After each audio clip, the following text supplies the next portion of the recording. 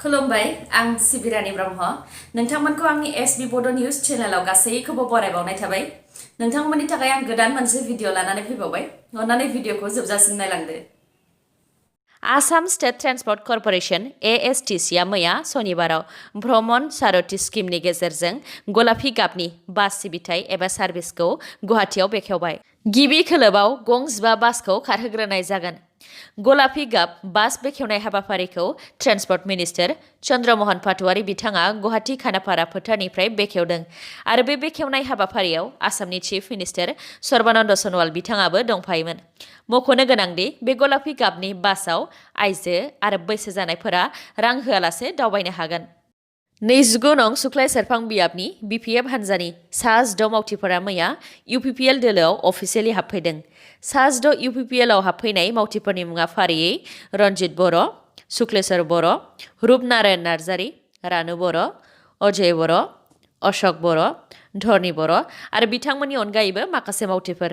रायजोफोरा सोलायनायखौ लुबैदों, बेनि थाखायनो UPPL हान्जायाव हाबफैदों होननानै बुंथिदों बिथांमोनहा। बेनि अनगायैबो सुक्लाय सेरफांनि BPFनि मावथिफोराबो बिथांमोनजोंनो फैगोन होननानै खोथा होदों होननानैबो बुंथिदों। सा 62 दावबायारि लानानै बिरनाय श्रीविजया एयार SJ182 फ्लाइटआ मैया सनिबारनिफ्रायनो गोमानानै दंमोन। बे फ्लाइटआ इन्ड'नेसियानि राजधानी जाकार्तानिफ्राय सानजौफुनि 1:56 रिंगायाव बिरजेनदोंमोन आरो सोनाब कालिमन्टन प्रभिन्सनि पन्टियानाकआव थांगौमोन। बे फ्लाइटआ जाकार्तानिफ्राय बिरखांनायनि उनाव 2:40 रिंगायावनो एयार ट्राफिक कन्ट्रलारजों कानेक्सन एबा फोनांजाब राहाया गोमादोंमोन।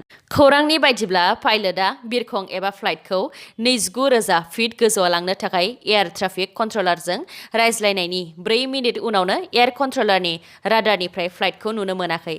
बे जाथायजों लोब्बा लाखिनानै फ्लाइटखौ क्रेश जानानै लैथोआव गोग्लैदों होननानै सन्देह खालामनाय जादों आरो लैथोआव ना सारग्रा माखासे सुबुंफोराबो बिरखंनि थुख्रा बायदि नुनो मोन्दों होननानै बुंथिदों। इन्ड'नेसियान नेभिआ दा लेनकें आइलेन्ड, जेराव बिरखंखौ गोग्लैनायनि सन्देह खालामदों, बे आइलेन्डनि खाथि खाला नागिरगासिनो दङ। मख'नो गोनांदि सा 62 दावबायारिफोरनि मादाव सा 50 दावबायारिमोन, जेराव सा 7 गथ'साफोर दंमोन आरो सा 12 क्रिउ मेम्बार्समोन। साननैसो सिगां ससियेल मिडियायाव गोमानायनि थाखाय फोसावजानाय बिथराय ब्रह्म बिथांनि गोथै देहाखौ मैया मोननो हाबाय। बिथाङा पर्बतजरानि सिङाव थानाय बासबारि एबा पास्टिबारि गामिनिमोन। बिफानि मुङा हिराज ब्रह्म आरो बिमानि मुङा माइनावस्रि ब्रह्म। बिथां बिथराय ब्रह्मआ थांनाय 7 खालारनिफ्रायनो गोमानानै दंमोन। खौराङाव मोननाय बायदिब्ला बिथाङा गसाइगावआव बेरायनो थाखाय न'निफ्राय ओंखारलांदोंमोन। बेयावनो हावरिझरा गामिनि दंफांनि दालांनिफ्राय गोग्लैनानै दैयाव गोदोनानै थादोंमोन। दुखुनांथाव, 7 खालारनिफ्रायनो दैयाव गोग्लैनानै जिउ गोमानाय बिथां बिथराय ब्रह्मनि गोथै देहाखौ रावबो नुसनाखैमोन। मैया 9 खालारावसो अजय कुमार मुंनि सासे सुबुङा ना सारनायावसो बिथां बिथराय ब्रह्मनि स्कुटियाव सारफ्रांनायाव मिथिनो मोननाय जादों। बिथां बिथराय ब्रह्मनि गोथै देहाखौ दै सिंनिफ्राय दा बोखांनाय जाबाय। मख'नो गोनांदि बिथाङा 5 सेमिस्टाराव फरायनाय सासे फरायसामोन आरो बिथाङा GKB कलेजाव फरायगासिनो दंमोन। भारतआव कभिड-19नि भेक्सिन होनाया 6 जानुवारिनिफ्राय जागायजेनसिगोन। कभिड-19नि भेक्सिनखौ बाहायनायनि थाग थियारि जाखांनायनि सायाव प्राइम मिनिस्टार नरेन्द्र मदि बिथांजों सावरायलायखांनायनि उनाव इउनियन हेल्थ मिनिस्ट्रिया मोनसे बिबुंथिनि गेजेरजों बे खौरांखौ फोसावदों। मख'नो गोनांदि बे गोजौ थाखोनि सावरायलायनायाव केबिनेट सेक्रेटारि, प्राइम मिनिस्टारनि प्रिन्सिपाल सेक्रेटारि, हेल्थ सेक्रेटारि आरो गुबुन गोजौ थाखोनि अफिसियेल बिथांमोनहाबो बाहागो लादोंमोन। Drugs controller general of India DCGIआ कभेक्सिन आरो कभिसिल्ड बे मोननै कभिड-19नि भेक्सिनखौ इन्डियायाव इमारजेन्सि बाहायनो थाखाय गनायथि होखाबायमोन। कभेक्सिनखौ इन्डियानि कम्पानि भारत बाय'टेकआ बानायदों आरो कभिसिल्डखौ एस्ट्राजेनेका आरो अक्सफर्ड इउनिभार्सिटिया दिहुनदों आरो बेखौ पुनेनि सिराम इन्स्टिट्युट अफ इन्डियानो बानायनो होदों। मख'नो गोनांदि कभिड-19नि भेक्सिनखौ भारतआव 3 कौटि देहा सावस्रियाव खामानि मावग्राफोर जेरै डक्टर, नार्स आरो माखासे सिगाङाव थानानै खामानि मावग्रा बिथांमोनहा मोनग्रोगोन। बेनि उनाव बैसो जानायफोर जायनि बैसोआ 50 बोसोरनि बांसिन आरो गोबां बेराम गोनां जाय 50 बोसोरनि उन्दैसिन बिथांमोनहाबो मोनग्रोनो हागोन। भिडिअखौ जोबजासिम नायलांदो। लोगोसे नोंथाङा दासिमबो आंनि चेनेलखौ साबस्क्राइब खालामाखैबा अन्नानै साबस्क्राइब खालामदो, लोगोसे बेल आइकनखौबो क्लिक खालामदो जाहाथे गोदान भिडिअ लानानै आं फैयोब्ला नोंथांनाव सिगांग्रो नटिफिकेसन सौहैयो। हस्पिटालाव अर नांनानै गासै 10 गोरलै गथ'साफोरनि जिउ खहा जादों। बे जाथाया मैया सनिबार फुंनि 2 रिंगायाव महाराष्ट्रनि भान्डारा डिस्ट्रिक्ट जेनेरेल हस्पिटालाव जादों। भान्डारा डिस्ट्रिक्ट हस्पिटालनि गोरलै गथ'साफोरखौ जोथोन लाखिग्रा इउनिटआव अरा नांग्रोदोंमोन। गोरलै गथ'साफोरखौ लाखिग्रा बे खथायाव 17 गोरलै गथ'साफोर दंमोन। बिनि मादाव 10 गोरलै गथ'साफोरानो जिउ गोमादों। मख'नो गोनांदि सासे नार्सआ बे खथानिफ्राय उखुन्दै गनायखौ सिगां नुग्रोनानै बयखौबो मिथिहोदोंमोन। उनाव खथायाव हाबनानै 10 गोरलै गथ'साफोरनि जिउ गोमानायखौ नुनो मोन्दों। बे 10 जिउ गोमानाय गथ'साफोरनि मादाव 7आ उखुन्दैजों हां मोनैनि थाखाय जिउ गोमादों आरो 3आ अर नांनानै जिउ गोमादों आरो 7 गोरलै गथ'साफोरखौ रैखा खालामनो हानाय जादों। बे अर खामनाय जाथायखौ सर्ट सार्किटनि थाखाय जादों होननानै सन्देह खालामनाय जादों। जाथायनि सायाव गासै नायबिजिरनो थाखाय महाराष्ट्रनि चिफ मिनिस्टार उद्धव ठाकरे बिथाङा बिथोन होबाय आरो थैनाय नखरनो 5 लाख रां होगोन होननानैबो रायजो सरकारा फोसावबाय। क'क्राझाराव थानाय साइन्स कलेजाव मैया दुलाराय बिटिआर खौरांगिरि गौथुम आरो बिटिआरनि गाहाय प्रमद बर' बिथांमोनहा खौरांगिरिफोरनि जेंनाखौ लानानै गुवारै सावरायलायदों। बे सावरायनाय हाबाफारियाव अदालगुरि, बाक्सा, चिरां आरो क'क्राझार जिल्लानि सिङाव थानाय गुबुन गुबुन बिफाननि खौरांगिरिफोरा बाहागो लादोंमोन। बिटिआर खौरांगिरि गौथुमा बिथांमोननि जेंनाखौ लानानै गासै 9 दफाफोरखौ लानानै प्रमद बर' बिथांनो गांसे मेम'रेन्डाम एबा गोसोखां बिलाइ गथायदों।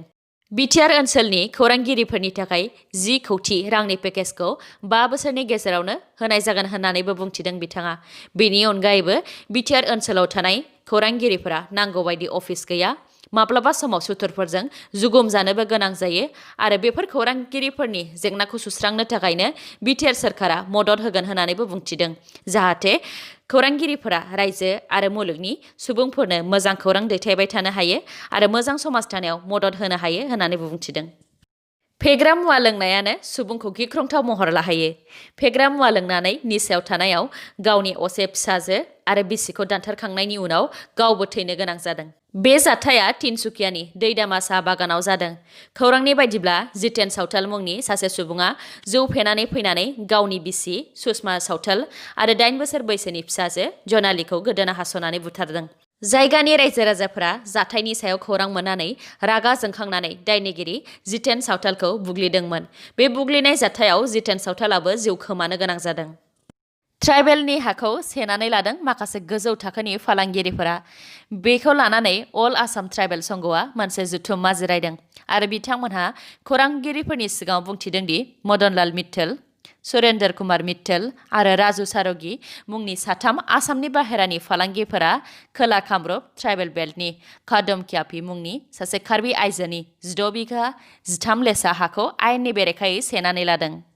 ट्राइबेल संघआ बुंथिनाय बायदिब्ला 3 फालांगिरिफोरा आसामनि गोजौ थाखोनि दैदेनगिरि जेरै एमएलए, एमपि, मिनिस्टार आरो डिसिनि मदद लानानै हाखौ सेनानै लादों, जायनि थाखाय ट्राइबेलनि हायाव गुबुनफोरा थानो मोन्थाइ गैयि आरो आयेननि बेरेखा हा सेनानै लानायखौ गोलाव समनिफ्रायनो हा बिगोमाया सार्कल अफिस, डिसि अफिसफोराव गोबां आर'जलाइ गथायनायनि उनावबो डिसिआ जेबो राहा लायाखै। आसाम लेन्ड एन्ड रेभिनिउ 1886 नि चेप्टार 10 आव आसामनि थागिबिफोरनि हाखौ रैखाथि होनायनि थाखाय लिरखानाय थासेयावबो डिसिआ जेबो खामानि मावाखै। बेनिखायनो बिथांमोनहा ट्राइबेलफोरनि हाया रैखाथि नङा होननानैबो बुंथिदों। बेनिखायनो बिथांमोनहा बुंथिदों दि माखासे समनि गेजेराव डिसिआ जेबो राहा लायाब्ला गासैबो ट्राइबेल फरायसा आफाद, रायजोफोर आरो खौरांगिरिफोरखौ लानानै आयेननि बेरेखायै सेख'नाय हायाव बानायनाय सुपारलाइट एएससि इन्डास्ट्रिखौ बन्द खालामगोन आरो जि थासारि सोमजिगोन बेयो सोरखारनि दायित्व जागोन होननानैबो बुंथिदों। दिनैनि भिडिअ'आ एसेनोसै। गाबोन आरो गोदान भिडिअ'जों लोगो मोनफिनबावगोन। नोंथाङा दासिमबो आंनि चेनेलखौ साबस्क्राइब खालामाखैबा अन्नानै साबस्क्राइब खालामदो, लोगोसे लाइक, कमेन्ट आरो शेयार खालामनो दाबाव। गोजोन्थों।